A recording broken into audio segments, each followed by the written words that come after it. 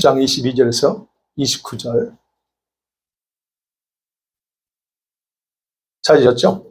신약성경, 제 성경은 163쪽입니다. 교독하겠습니다. 제가 22절 읽을게요. 예루살렘에 수전절이 이르니 때는 겨울이라 유대인들이 에워싸고 이르되 당신이 언제까지나 우리 마음을 의혹하게 하려 하나이까 그리스도이면 밝히 말씀하소서 하니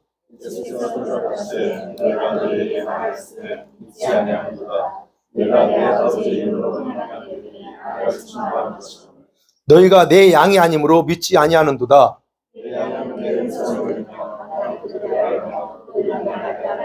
내가 그들에게 영생을 주노니 영원히 멸망하지 아니할 것이요 또 그들을 내 손에서 빼앗을 자가 없느니라. 그들은 주신 내 아버지는 만물보다 크심에 아무도 아버지의 손에서 빼앗을 수 없느니라. 아멘. 오늘 말씀 가지고 이제 주제가 그러죠. 당신은 주님의 음성을 듣는 자입니까? 처음에는 귀가 막 귀머거리 된 자들이라는 제목 정했다가 조금 좀 그런 것 같아서 바꿨어요. 네, 좀 직접적인 표현 같아서. 자, 수많은 성도들이요 하나님 말씀을 듣고 봅니다. 그럼에도 불구하고 깨닫지 못하고 이해하지 못하는 그런 경우가 너무 많습니다. 네, 아무리 말씀을 들어도 아무리 말씀을 읽어도 보아도 그렇게 깨닫지 못해요. 그래서 주님께서 이미 그런 걸 아시고 그렇게 말씀하셨죠. 귀가 있어도 듣지 못하고 눈이 있어도 깨닫지 못하는 자들이 많을 거라 이미 그렇게 말씀하셨어요. 마태복음 13장 12절에 그러죠. 내가 그들에게 비유로 말하는 것은 그들이 보아도 보지 못하고 들어도 듣지 못하고 깨닫지 못함이라 그래요. 그리고 또 성경에서 어떤 부분에서요, 어떤 사람에 대해 신명기 29장 4절에서는 아예 이렇게 말합니다. 처음부터 듣는 귀가 없대요. 보는 눈이 없고 깨닫고 이해하는 마음을 주지 않았다라는 말씀도 기록하고 있습니다. 그러니까 저와 여러분이 하나님 말씀 듣고 보고 할 때 깨닫지 못하는 것 중에 하나가 하나님이 여러분에게 그런 마음을 주지 않았기 때문일 수도 있다는 것을 우리가 생각하고 여러분 같이 오늘 듣기를 원합니다. 그래서 예수께서는 말씀을 전하면서 그랬잖아요. 가끔 그랬잖아요. 귀 있는 자는 들으라 그랬어요. 귀 있는 자 들으래요. 아니 귀 다 있는데 무슨 말씀이에요? 귀 있는 자는 들으래요.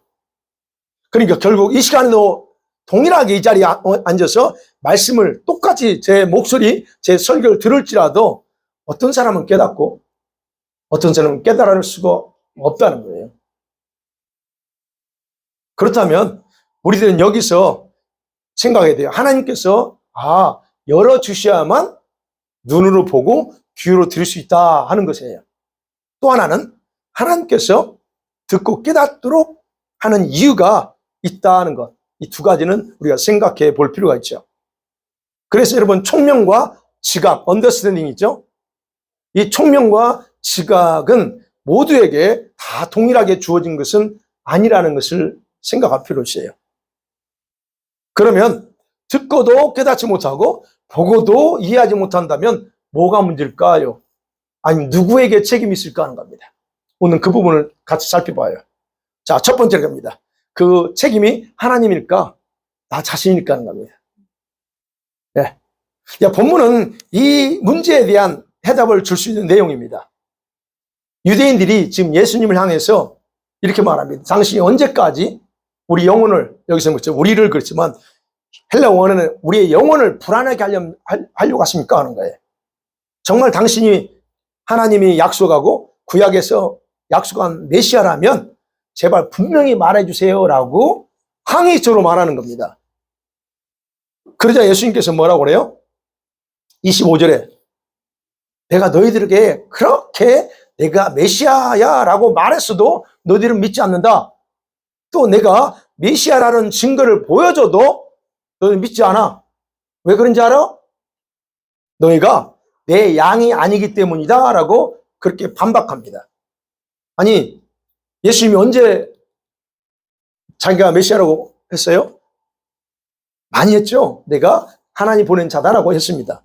그리고 당신이 정말 메시아라면 사인이 뭐요? 할 때도 분명히 여러 가지 사인을 보여줬어요. 그럼에도 불구하고 그들은 안 받아들여요. 그러면서 예수님, 그거를 얘기하면서 예수님이 하는 거예요. 너희가 정말 나의 양이었다면 내 소리를 듣고 나를 따랐을 것이지만 너희는 그렇지 않아 라고 말하는 겁니다. 여기서 예수께서는요, 명확하게 그들이 깨닫지 못하는 이유가 그들이 자신의 양이 아니기 때문이래요. 네. 아니, 그럼 우리가 생각하죠. 아니, 그들이 어떤 사람들인데 예수님의 양이라고 그렇게 말할 수 있지? 이 유대인들이 어떤 사람들이에요? 이들은 지금 구약의 말씀을 믿으면서 눈이 빠지게 메시아를 기다리는 자들이에요. 오늘날 얘기하면 모든 교회 다닌다고 하는 내 크리스찬입니다라고 하면서 정말로 이 예수님이 언제 오실까? 다시 오실 그 예수님을 마치 열처녀처럼 눈이 빠지게 기다리는 삶일 수 있어요. 그런데 그들에게 말합니다. 너희는 내 양이 아니야. 어떻게 예수께서 그렇게 말씀하실 수 있을까 하는 겁니다. 그들은요, 이제 왜 그들이 그렇게 받아들이지 못하는지, 그들이 어째서 예수님의 그 말씀을 믿지 못하고 그리고 주님의 양이 되지 못했을까? 이유가 있겠죠. 분명히 예수님은 평가한 게 맞습니다. 그들은 예수님의 양이 아니야. 그러면 원래는 양이었던데 왜 지금 현재에서는 그들이 양이 안 됐는가 하는 거예요. 그들은요, 자기들만의 이론과 사상으로 만든 메시아관을 가지고 있어요. 그리고 예수님이 말씀하신 그 말씀들과 행하신 기적들을 뭘로 판단해요? 자기들이 잘못된 이론과 사상으로 만든 메시아관으로 판단하고 평가하는 겁니다. 그러면 그들이 유대인이니까요. 그들은 어떤 메시아관을 가지고 그 메시아를 기다렸을까 하는 거예요. 그들 메시아를 기다렸어요. 그리스도를 기다렸다는 거예요. 어떤 메시아관으로 기다렸는가 하는 거예요. 여러분, 성경에서 메시아가 와서 타락할 인간을 구원할 거라는 내용은 이미 구약성에 기록되어 있습니다. 그래서 구약에 기록된 그런 그 메시아의 모습은 5가지로 이렇게 딱 요약하면 이렇게 나올 수 있어요. 그 중에 하나는 뭐냐면 메시아는 모세와 같은 선지자야 라고 말합니다. 모세. 여러분, 모세와 같은 선지자라는 뭐예요? 하나님과 인간 사이의 중간에서 중재 역할을 하는 선지자예요. 여러분, 신의 산 사건 아시죠? 거기서 나온 겁니다. 그 다음에 두 번째는 아브라함과 다윗의 후손으로 오신다 성경에 기록하고 있습니다. 그럼 아브라함은 민족의 시조입니다. 이스라엘 민족 시조고, 다윗은 위대한 민족의 솔로몬이 아니고 다윗이 위대한 왕 중의 왕이에요. 첫째 왕이에요. 그러면 그의 후손으로 온다고 했어요. 성경에 그렇게 기록되어 있습니다. 그 다음에 메시아는 누구냐? 어린 양으로 와서 제물로 바쳐진다라고 말합니다. 그럼 예수님이 어린 양이 아니냐는 것은 뭘로 알 수 있어요? 세리 요한이 요한복음 2장에서 세상 죄를 제거하는 저 어린 양이라고 외치는 걸 우리가 압니다. 그렇게 이미 증거됐어요. 그 다음에 네 번째 뭐냐면 누굴른 자와 압제자를 자유케 한다고 그랬어요. 이사야 61장 1절 말씀에서. 그러면 눌린 자, 억압받은 자, 압제받는 자, 이런 사람들을 해방시켜 주는 건 어떤 의미냐? 여러분, 영적으로 눌리고 악한 원수마귀에 눌린 자들, 이런 해방시키는 방법 뭐예요? 치유하고 회복하는 사역이에요. 그가 예수님 돌아다니면서 치유하고 귀신 쫓아내고 하는 모든 사역들이 바로 그 일을 얘기하는 겁니다. 그 다음에 마지막 그 메시아는 어떤 구약에서 기록됐냐면 이사야 53장이에요. 메시아는 고난만 받는 종으로 오신다라고 분명히 기록했어요. 메시아는 강력한 힘을 가진 자가 아니고 고난과 죽음을 당하기 위해서 오신다는 게 구약의 그 가르침이에요. 그런데 그들은 이런 구약의 예언대로 메시아를 기다리지 않아요. 물론 어느 부분에서는 그건 맞아요. 그들은 어땠냐면 예언대로 메시아는 갈릴리가 아니고 베들레헴에서 태어날 거라고 믿어요. 성경에 기록이 있으니까. 그 다음에 그들은 오실 메시아가 모세와 같은 선지자라는 것도 믿어요. 그러나 조금 더 신비스러운 모습으로 나타날 거다라고, 근데 거기다 덧붙여요, 그게. 그냥 모세와 같은 선지자, 사람 아니에요. 근데 사람인 사람인데 조금 신비에 가까운 사람, 이렇게 생각했습니다. 또한 메시아가 오기 전에 반드시 메시아의 길을 예비할 선지자 엘리야가 먼저 와야 된다고 믿었습니다. 그러니까 그들은 뭘 생각했어요? 이미 천국에 가 있는 엘리야가 다시 올 거라 믿은 거예요. 세례요한, 엘리야와 같은 영을 가진 세례요한이 왔지만 그들은 그를 그렇게 안 받아들여요. 진짜 엘리야가 올 거라는 그런 생각을 했던 겁니다. 그리고 역시 다윗의 혈통에서 올 것도 알고 있어요. 근데 여기서 또 이들이 뭘 오해하냐면 다윗의 혈통에서 온다. 그럼 뭘 생각해요? 초자연적인 능력. 이 능력을 가지고 일단 로마 제국의 압제 아래 있는 자기 민족을 정치적으로 해방시켜주고, 그리고 궁극적으로는 이스라엘을 진짜 모든 만국 위에서, 모든 만국의 그쪽 중동 지역에서 이 군림하는 나라로 세워줄 인물이 나라고 그 메시아를 그렇게 믿었어요. 그러면 이 메시아가 오면 어떤 일이 벌어질 것 같아요? 이런 메시아가 온다면 현실적인 그들의 현실적인 필요, 이 모든 건 다 충족돼. 가난은 없어질 것이고, 돈이 없는 자들은 먹을 것이 이게 없어져. 그리고 지상에서 진짜 영원한 평화, 영원한 행복, 축복을 다 가져줄 거라고 그렇게 믿은 거예요. 바로 왜곡이 여기서부터 왜곡된 겁니다. 이런 데서부터 잘못 생각하고 메시아를 기다린 거예요. 그래서 그들은 이런 메시아는 영원 있지 않아. 일시적으로 오는 왕이야. 그렇기 때문에 메시아가 고난받는다? 이거는 상상할 수 없는다. 그들 싸움에서. 그래서 성육신, 하나님이 성육신에서 이렇게 오실 거라 생각 안 한 거예요. 인간으로 오실 거라 생각 안 한 거예요. 초월적인 하나님의 능력에 또 다른 초월적인 능력을 가진 자가 나타날 거라고 그렇게 기대한 겁니다. 그러니까 이미 이 말 속에서 그들은 이게 문제가 있죠. 그러면 모세와 같은 선지자면 사람이어야 돼. 그러면 어쨌든 태어나야 되는데 이들은 그렇게 생각도 안 해. 그래서 예수님이 오셔가지고 내가 하나님의 아들이야 라고 말할 때 그들은 받아들일 수 없었던 거예요. 저는 신성 모독자야 라고 그렇게 반응한 겁니다. 그러니까 그들은 영적인 메시아가 오는 게 아니고 로마의 통치에서 해방시켜줄 정치적인 혁명가 이 정도로 기대했다는 겁니다. 그래서 여러분 그 요한복음 6장에 보면 5장에서 그랬죠. 오병이어를 기적을 해요. 그 경험을 합니다. 그 경험을 하고 나서 유대인들이 무슨 생각이에요? 이 사람 유대인 왕으로 세우자. 즉 자기들의 그 정치적인 메시아로 세우면 딱 되겠다. 왜? 아까 그랬잖아요. 그 메시아가 오면 먹을 거, 돈 이런 거 문제 안 돼. 이렇게 생각했던 겁니다. 이게 이런 사상이 그때 당시에 모든 유대인들을 사로잡고 있었어요.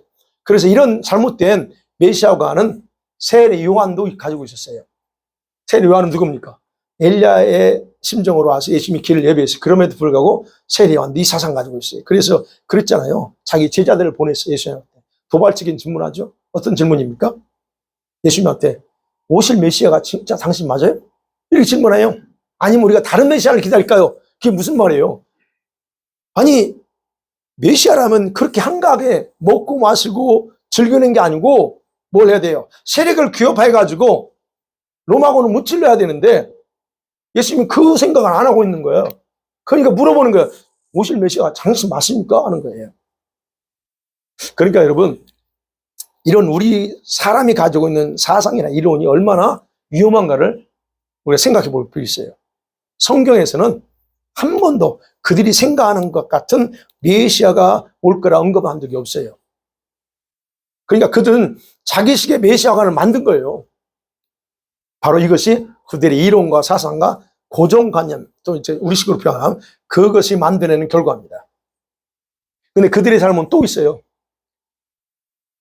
뭐냐면 그들이 정말 메시아를 여러분 기다렸다면 자신이 메시아래. 예수가 나타나가지고 내가 메시아라고 주장해요. 그러면 진짜 긴지 아닌지 예수님의 행적을 확인해 봤어야 돼요. 근데 그들은 한 번도 그런 적이 없습니다. 다만 소문을 듣고 그 소문에 근거해서 판단하고 정죄합니다. 예수님이 어디 출신이에요? 베들레헴 출신이에요. 출생은 거기서 했지만 자라기는 갈릴리에서 자랐어요. 정확하게 하셔야 돼요. 출생은 베들레헴에서 했어요. 자기 고향에서 했습니다. 그러니까 여러분 고향 어디예요? 그러면 어디 얘기해요? 여러분 자란 데를 얘기합니까? 여러분 태어난 데를 고향으로 말합니까? 네. 예수님은 베들레헴 출신이에요. 근데 그때 당시 소문나기는 예수님이 갈릴리에서 성장했기 때문에 나사렛 갈릴리 출신. 이게 이러니까 유대인들은 처음부터 이 진짜인지 아니 여러분 시작할 생각을 하잖아요. 왜? 메시아는 갈릴리에서 나올 수 없어. 나사렛에서 나올 수 없어. 베들레헴에서 나와야지. 그러니까 메시아는 출신 지역으로 결정되는 게 아니라 족보에 근거해서 되는데 이 사람도 그랬다는 거예요. 그 다음에 모세와 같은 선지자라고 그랬잖아요. 그 모세와 같은 선지자라면 하나님과 직접 대면하거나 그런 경험이 있어야 돼. 그리고 하나님에 대해서 가장 많이 알아야 돼. 모세처럼. 그리고 하나님 어떤 면에서 하나님이 그를 동등하게 여겨주는 그런 인물이어야 돼요. 그래서 예수께서 자신을 하나님과 동등하다고 말했잖아요. 그러면 그것에 대해서 확인해야 되는데 그들은 그 반대로 반응했다는 거예요. 그리고 또 하나는 예수님은 메시아로서 가져야 될 종교적인 배경을 만들어줄 그런 상류 계급, 바리새인과 사두개인들과 전혀 관계없이 활동해요. 메시아라면 적어도 그들은 생각했어요. 자기와 같은 종교적인 백그라운드를 가지고 있어야 돼. 정치가 아니고. 그런데 이 예수님은 전혀 그러지 않네요. 그리고 어떻게 해요? 그들의 잘못을 감싸줘야 되는데 예수님은 어떻게 해요? 이 독사 자식들하고 그들을 책망하고 잘못을 자꾸 잘못만 지적합니다. 그러니까 그들은 예수님이 와서 선포하고 행한 일들을 그래서 신성모독이라고 선포하는 거예요. 네. 그러나 그를 하나님의 대변자로 받아들여야 되지만 그러지 않았다는 거예요. 그리고 메시아가 자기를 위해서 죽음으로 희생되어야 될 것도 받아들이지 않습니다. 확인도 안 해요, 그것들은. 메시아가 고난당한다는 말씀, 성경에 있습니다. 그리고 제물을 바쳐주는 것도 이미 그들이 날마다 제사를 드리면서 늘 생각했던 거예요. 근데 그걸 용납하지 못하는 거예요.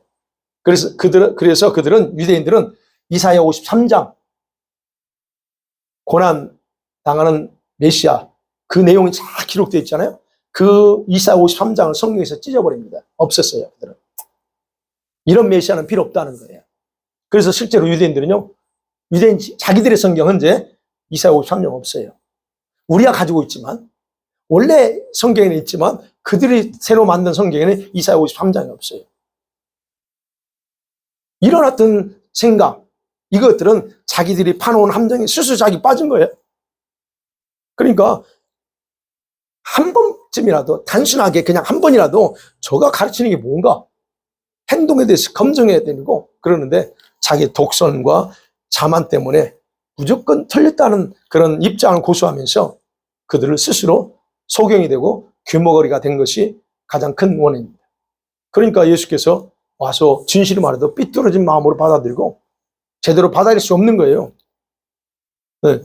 그리고 하나님의 능력이 아닌 것은 행할 수 없는 그런 기적들.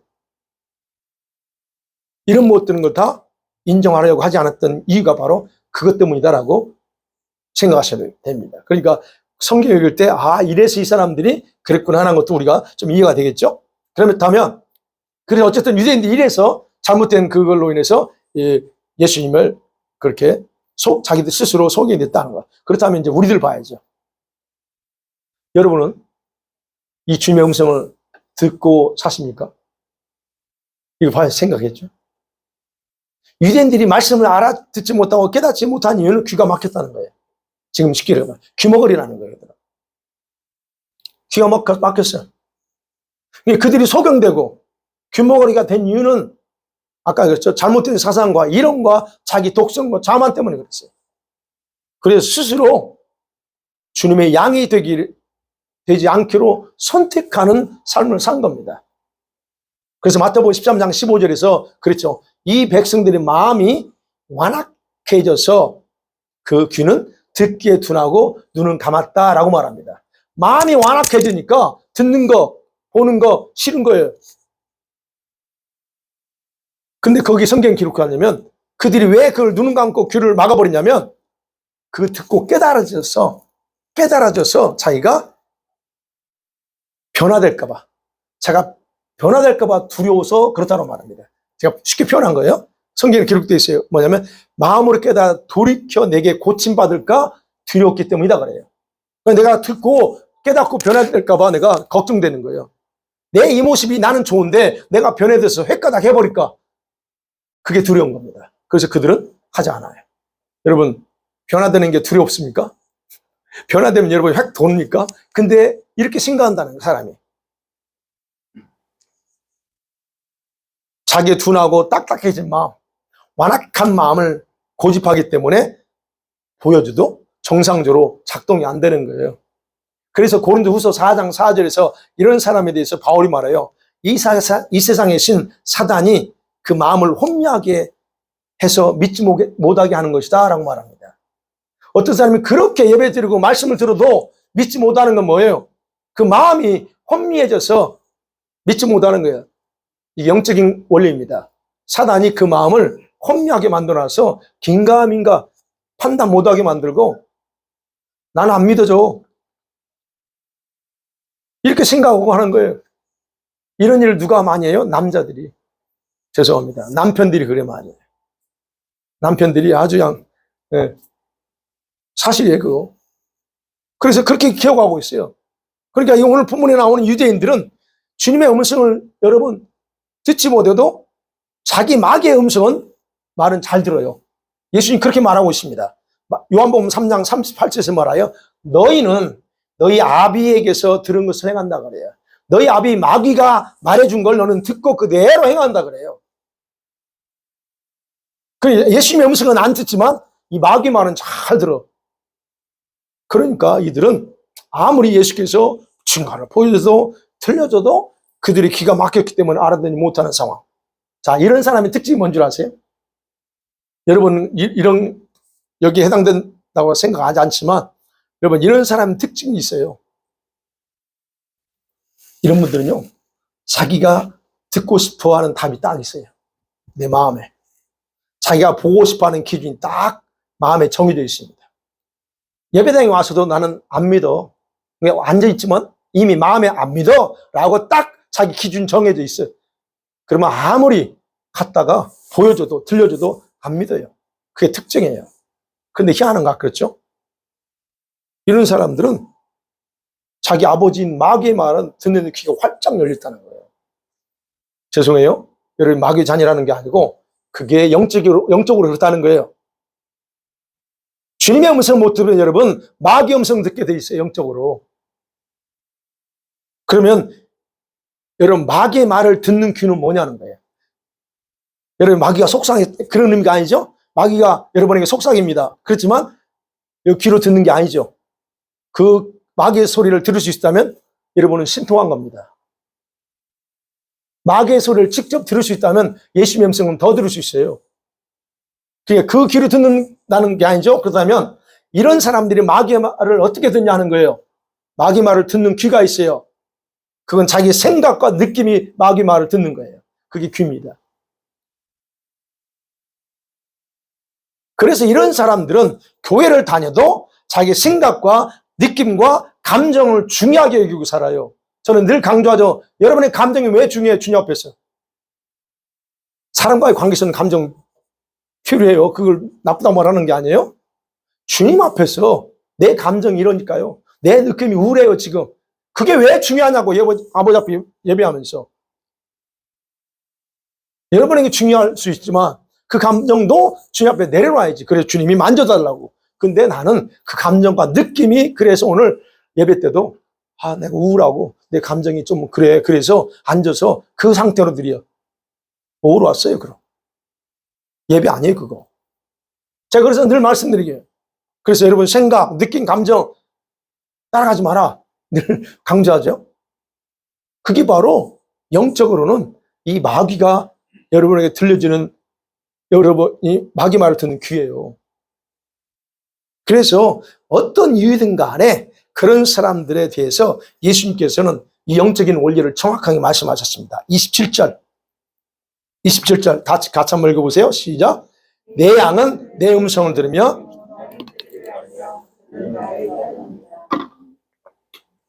이제 분명히 말합니다. 내 양은 내 음성을 듣는데요. 그리고 그들에게 영생을 줘요. 근데 내가 그분의 음성을 못 들어. 마귀 말은 잘 들어. 그러면 심각한 거죠. 그러니까 이게 문제라는 거예요. 이 말씀이, 제가 드리는 말씀이 자신이 예수님의 양이라고 생각하고 살아가는 모든 교인들에게 이 말씀은 듣기가 거북스러울 수 있습니다. 그래도 들어야 돼요. 거북스러워. 어떤 사람은 이 말씀에 대해서 생각해보지도 않습니다. 내 양은 내 음성 듣는데 나는 자동적으로 나는 예수님의 양이기 때문에 자기가 음성을 듣지 못하면서도 나는 문제없어. 아무 문제없어. 이렇게 생각하면서 살아가요. 어떻게 그럴 수 있어? 내가 하나님의 자녀인데. 혼동해요. 여러분, 이게 영적인 원리예요. 이렇게 영적인 원리를 말씀하고 있는 부분이 또 있어요. 요한일서 3장 8절. 거냐? 3장 8절에서 10절이에요. 네. 같이 읽습니다. 시작. 죄를 짓는 자마다 마귀에게 속하나니 마귀는 처음부터 범죄함이야. 하나님의 아들이 나타나신 것을 마귀의 일을 멸하려 하심이니라. 하나님께서 난 자마다 죄를 짓지 아니하나니 이는 하나님의 씨가 그 속에 거하며 저도 범죄하지 못하는 것은 하나님께서 나심이라. 이러므로 하나님의 자녀들과 마귀의 자녀들이 나타나나니 무릇 의를 행치 아니하는 자나 또는 그 형제를 사랑하지 않은 자는 하나님께 속하지 아니하니라. 거기서 세 가지예요. 원리가 여기 있어요. 보세요. 죄를 짓는 자마다 마귀에 속하면 돼요. 그리고 말합니다. 하나님께 난 자마다 죄를 안 짓는데요. 심각해요, 여기서. 그죠? 아니, 죄 안 낸 사람은 어디 있어? 혼자 그러죠. 그럼 마귀에 속했나? 그죠? 또 형제를 사랑하지 않는 자 뭐라고 그래요? 하나님이 속한 자가 아니래요. 여러분, 이게 영적인 원리입니다, 이거. 근데 우리는 뭘 생각해요? 신분을 생각해. 내 신분이 하나님의 자녀야. 맞습니다. 이 말씀은 여러분, 신분과 내 실제 영적인 상태를 구분해야 되는데 구분하지 않고 많은 교인들이 그것을 그냥 신분으로 생각해요. 나는 하나님의 아들, 딸이야. 그런데 어떻게 마귀에 속했다고 그래? 하나님의 아들, 딸이 죄 안 질 수 있어? 예, 죄 질 수 있습니다. 근데 우리는 그걸로 생각해. 그리고 이 말씀을, 요한일서 말씀 어떻게 해요? 그냥 넘어가. 생각지도 않고 넘어갑니다. 해석이 안 돼. 그러죠? 그 말씀 여러분 읽을 때 한번 걸린 적이 있어요? 찔린 적이 있습니까? 내가 이게 죄 지으면 안 되는데 찔려본 적이 있어요? 그러지 않을 거예요. 그냥 읽고 그냥 넘어가죠. 내가 분명 하나님 자녀인데 내가 왜 마귀에 속했다고 그래? 난 절대로 마귀 자녀가 아니요. 이렇게요. 여러분, 분명한 것은요. 신분은 하나님의 아들, 딸 맞아요. 그러나 여러분 영적인 실체, 여러분의 실체가 뭐냐는 거예요, 지금. 이렇게 또 표현할 수 있어요. 그래서 여러분, 제가 강조하는, 여러분 단순히 교회 다니는 것이 중요한 게 아니에요. 뭐가 중요해요? 신분도 중요하지 않습니다. 뭐가 중요합니까? 여러분의 삶이 여러분이 어떤 자인가를 알게 해주는 거예요. 하나님의 자녀예요? 그러면 자녀에게 맞는 삶을 사는 게 진짜 여러분을 나타내 주는 거예요. 신분은 왕이야. 신분은 하나님의 자녀야. 근데 생활은 거지처럼 하고 마귀처럼 산다? 그 사람은 하나님의 자녀라고 말할 수 있어요? 근데 우리는 그 신분만 붙잡고 얘기하고 있대요. 그렇지 않다는 거예요, 성경은. 그러니까 신분은 왕인데 마귀처럼 살아요? 거지처럼 살아? 그 신분은 아무 의미 없다는 얘기예요. 내가 소속이 어디가 돼? 그럼 마귀의 소속이에요. 그러니까 이 부분을 정확히 아셔야 된다는 거예요. 그러니까 여러분 신분이 누군가를 말해주는 게 아니고 여러분의 생활이 누군가를 말해주는 거예요. 네. 여러분 음성 잘 듣고 사시죠? 자, 마지막 그럼 해석을 방법. 그러면 내가 하나님의 음성을 듣는 양인가? 내가 정말 하나님 주님께 속한 자인가? 예. 믿습니다. 저 여러분 모두가 주님의 양이고 주님께 속한 자를 믿습니다. 그러나 한번 점검하셔야 돼요. 그렇다면 여러분의 영은 주님의 음성을 들을 귀가 열려 있습니다. 여러분이 진짜 주님께 속한 자라면 열려 있어요. 근데 안타까운 건 뭐예요? 유대인과 같은 성도들이 교회 안에 의외로 많다는 것입니다. 만일에 여러분이 이 주님의 소리를 듣지 못하는 성도라면 만일에요, 그러면 어떻게 해야 될까요? 해결을 어떻게 해야 돼요? 어떻게 해결할 수 있을까요? 내가 못 들어 지금. 해결해야죠. 찾아야죠. 여러분, 이 질문, 설교 제목처럼 당신은 주님의 소리를 듣고 사는가에 대해서 스스로에게 솔직해야 됩니다. 스스로에게 솔직하세요. 듣지 못하고 살면서 듣는다라고 착각하지 말라는 거예요. 그거 나쁜 게 아니에요. 못 들을 수 있어요. 지금까지 우리가 내가 원하는 식으로 신앙생활 했으니까. 그러나 이제는 솔직하게 이 질문은요. 그래서 여러분이 성령의 음성을 듣는 것을 말하는 것, 그것뿐만 아니라 주님께서 성령을 통해서 당신이 여러분의 영에게 수시로 들려주시는 소리를 듣고 사느냐, 이거예요. 그걸 의미하는 겁니다. 그러면 여러분, 그분은 살아계십니다. 할렐루야. 우리 하나님 예수 그리스도, 그분은 살아계시기 때문에 항상 말씀하세요. 그럼 언제 말씀하실까요? 그분은 살아계시기 때문에 오늘도 말씀하시고 내일도 말씀하실 겁니다. 여러분이 돌아가기 전까지는 그분 여러분이 말씀하실 거예요. 왜? 살아계시기 때문에. 그럼 언제 말씀하세요? 제가 항상 강조하죠. 잊어버리지 마시고 기억하세요. 성령께서는 여러분 내면에서 속삭입니다. 성령이 어디 안에 계세요? 여러분의 몸 안에 있지 않으시면 영 안에 계세요. 영 안에 계시기 때문에 여러분 내면에서 속삭여요. 그리고 여러분의 감동하기도 합니다. 그게 음성이에요. 들려주는 소리입니다. 어떤 경우는 우리 표현은 가슴에서 어떤 생각이 올라오기도 합니다. 내 의도적으로 지어낸 게 아닌데 그냥 가슴에서 불쑥 올라와. 이게 다 성령께서 여러분의 영에게 말씀하는 거예요. 그 경험 많죠? 근데 그럴 때 여러분 듣고 그대로 따라가나요? 안 가나요? 이게 문제죠. 예. 아마 여러분 다 적어도 하나님의 자녀들이고 양이기 때문에 이런 걸 경험이 있어요. 근데 이제 보셔야 돼요. 그러면 왜 성령께서는 자주 우리 영한테 여러분에게 말씀할까 하는 거예요. 오늘 말씀대로 보면 여러분이 그분을 택한 자이기 때문에 그래요. 그분이 여러분 택한 자이기 때문에 말씀하는 거예요. 그렇다면 우리 역할은 뭐예요? 그 들려주시는 거, 마음으로 감동하고 마음으로 이렇게 올라오는 모든 것들에 대해 속삭이시는 성령의 음성을 그냥 듣고 따라가면 돼요. 그러니까 심플하잖아요. 내 양은 내 음성을 들으며 나를 알고 그들은 나를 따른다. 따라가면 되는데 여기서 우리가 이제 걸고 넘어지는 거죠. 스스로. 네.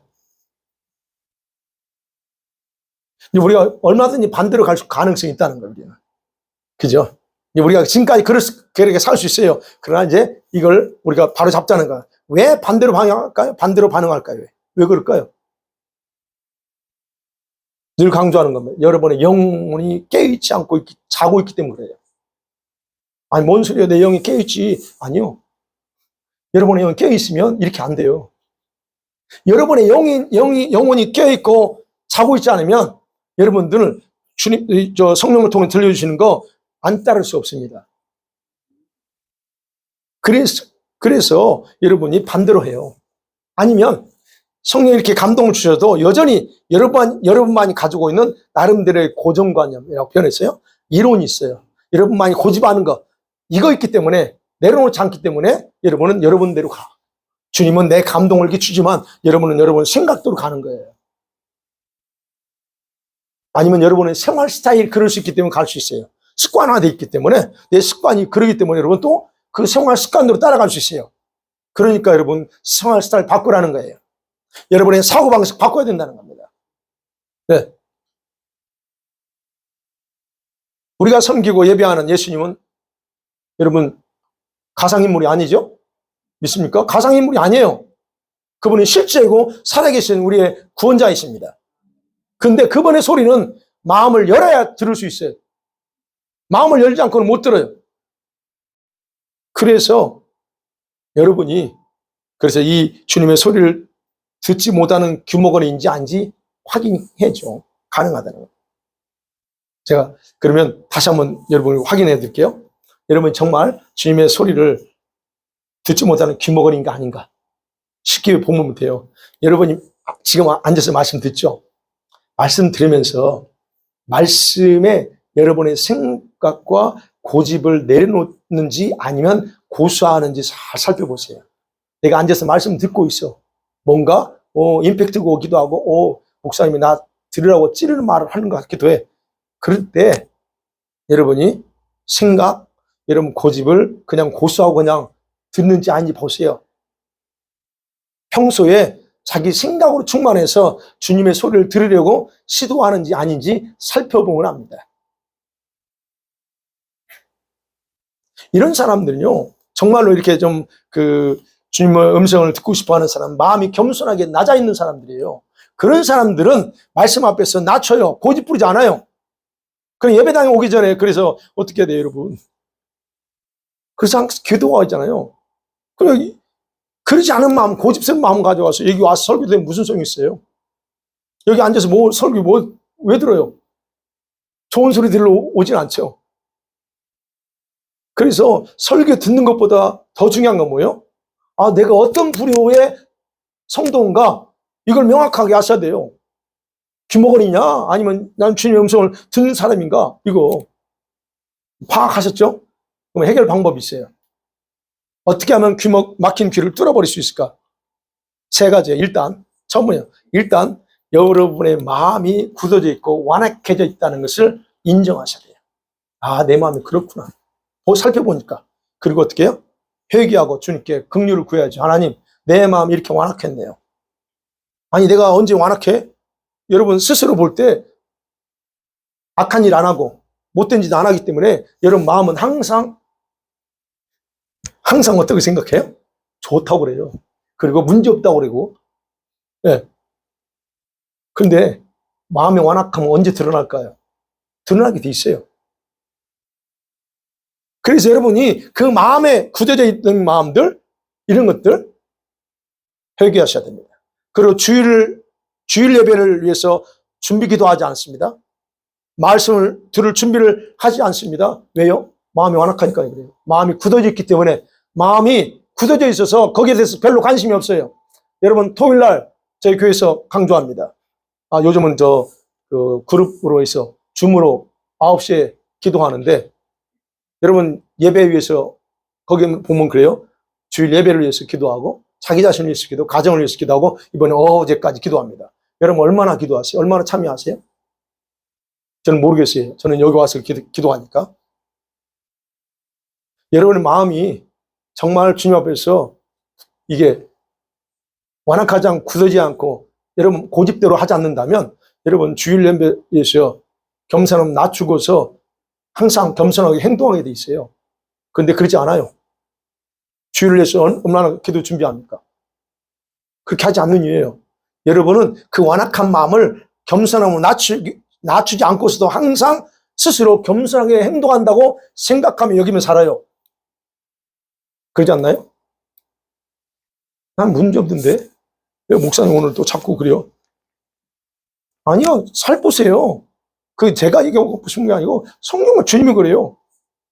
그러니까 여러분 여전히 예배당에 오기만 하면 돼라는 생각을 하고 있는 것도 그냥 거기 있어요. 마음이 주님을 향해서 마음이 굳어 있어요. 예배당만 오기만 하면 다 되나요? 아니죠. 그러니까 예배는 설교 듣거나 봉사하기 위해서 오는 게 아니고 그게 목적이 아니에요. 살아계신 하나님을 만나기 위해서 오는 겁니다. 아멘?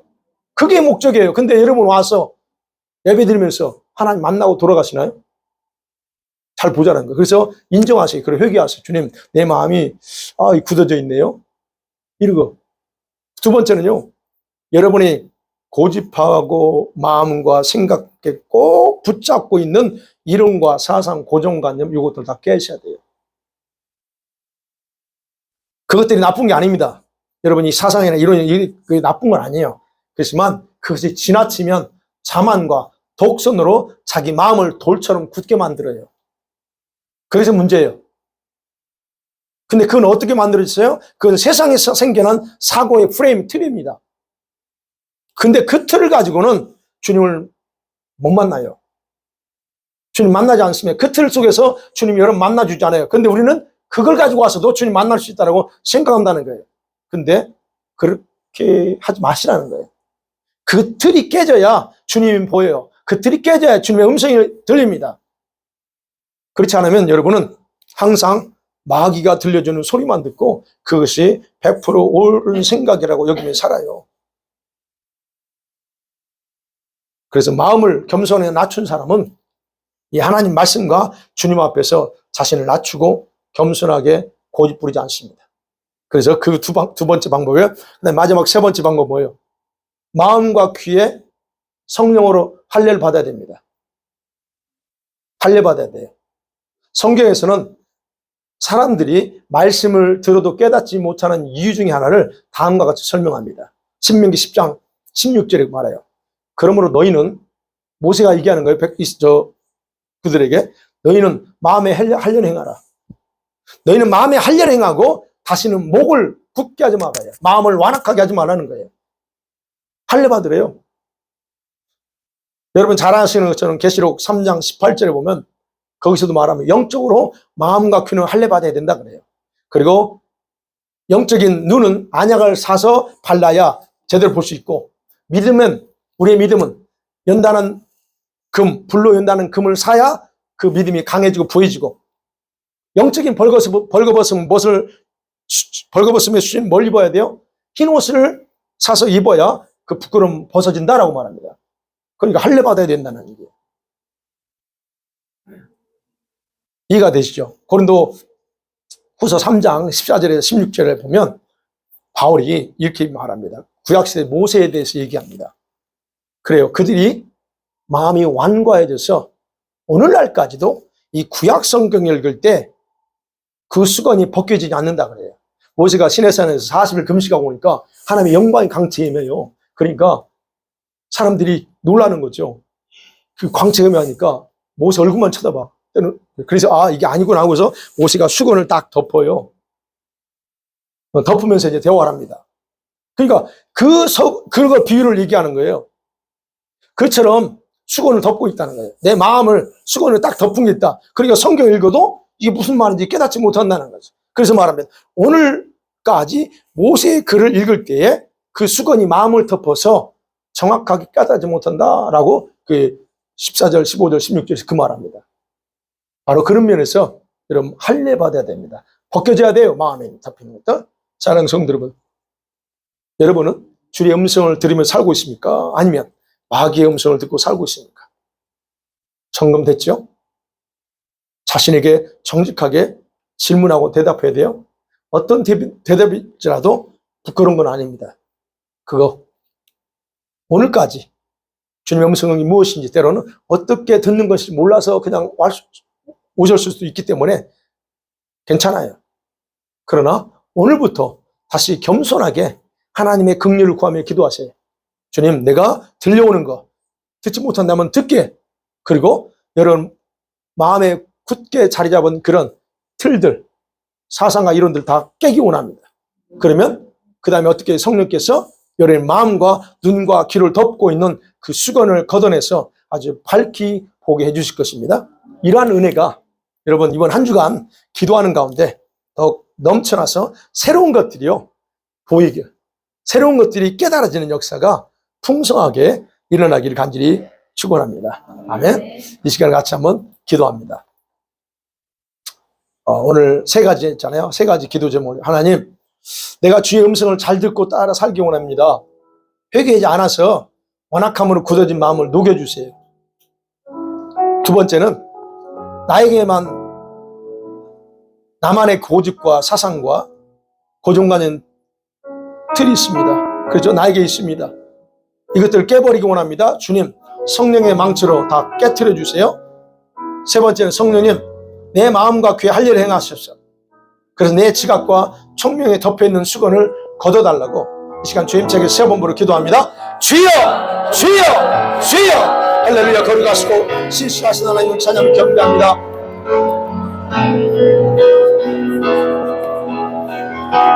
아버지 하나님 정말로 유대인들처럼 하나님의 말씀을 듣고도 보고도 깨닫지 못하는 무지한 자들, 귀머거리가 된 자들이 아니지, 아버지 막혀있는 저들이 아니지, 이 시간 돌아옵니다. 주의 음성을 듣지 못하고 내 생각이, 내 감정과 느낌을 마귀의 소리를 듣고 살고 있지 않는지 하나님 돌아옵니다. 이 시간에 원하는 것은 주님의 음성을 잘 듣고 따라 살기 원합니다. 주님, 회개하지 않아서 마음이 완악해져 있던 저들의 마음을, 굳어진 마음을 녹여주시고 이제는 겸손함으로 낮아지게 하시고 하나님 따라가기를 원합니다. 나에게만 있는 나만의 고집과 사상과 고정관념의 틀을 깨기 원합니다. 아버지 하나님의 성령의 강력한 힘으로 다 박살내주셔서 아버지 하나님 고집하고 있는 이 모든 것들을 깨고 주님 앞에 겸손하게 나올 수 있도록 주님 도와주시옵소서. 뿐만 아니라 성령님, 내 마음과 귀에 한련하게 해주시옵소서. 듣게 하세요. 깨닫게 하시옵소서. 보게 하시옵소서. 나의 지각이 열리게 하세요. 성령에 덮여있는 그 수건을 거두어 주셔서 정말 하나님 앞에서 정말 깨끗하게 하나님 말씀을, 하나님의 음성을 정확하게 듣고 살아가는 정말 선택받은 하나님의 종들이 되고 양들이 되기 원합니다. 특별한 은혜 부어주시고 축복하시면서 하나님 은혜 베풀어 주세요. 내 감정과 느낌과 생각 중요시하지 않고 성령의 말씀, 성령의 감동을 더 중요하게 생각하며 살아가도록 강권으로 역사하게 도와주시면서 그런 은혜로 역사하시기 원합니다. 충만하게 하시면서 새롭게 해주세요. 주님을 높입니다. 영광 받아주시면서 주님 사랑합니다. 주님 사랑합니다. 우리는 주님이 선택한 양임을 고백하고 하나님께 속한 자임을 고백합니다. 그래서 이 시간 기도하는 것은 하나님, 우리가 주의 음성을 듣고 살기 원하는데 내 마음에 주님 정말로 겸손함으로 낮아지기 원합니다. 정말로 하나님 앞에서 주의 음성을 잘 듣고 살 수 있도록 회개하지 않아서, 그런데 회개하지 않아서 완악해진 굳어진 마음 부분이 있습니다. 다 녹여주시면서 겸손함으로 낮아지게 하세요. 하나님의 감동에 하나님 고개 들지 않고 겸손하게 따라 행할 수 있는 그런 마음을 주시면서 우리 각자에게는 자기만의 고집과 사상과 고정관념 틀이 있는데 주님 이걸 다 깨기 원합니다. 성령의 강력한 망치로 다 깨주셔서 내 것 고집하지 않게 하세요. 그리고 성령님 우리 마음과 귀에 한련행해 주셔서 정말로 우리 안에 우리를 덮고 있는 이런 수건을 다 걷어 주시기를 원합니다. 내가 거둘 수 없습니다. 성령님 도와주시옵소서. 한 주간도 이렇게 살면서 주님의 도우심 속에서 주님 경험하기 원합니다. 내 생각이 바뀌고 내 마음이 바뀌는 것들을, 그리고 내 눈에 새로운 것들이 보여지고 들려지는 것들이 하나님 분명하게 나타나는 경험할 수 있도록 한 분 한 분 그런 은혜 부어주시면서 예수 그리스도의 이름으로 간절히 기도하옵나이다. 아멘.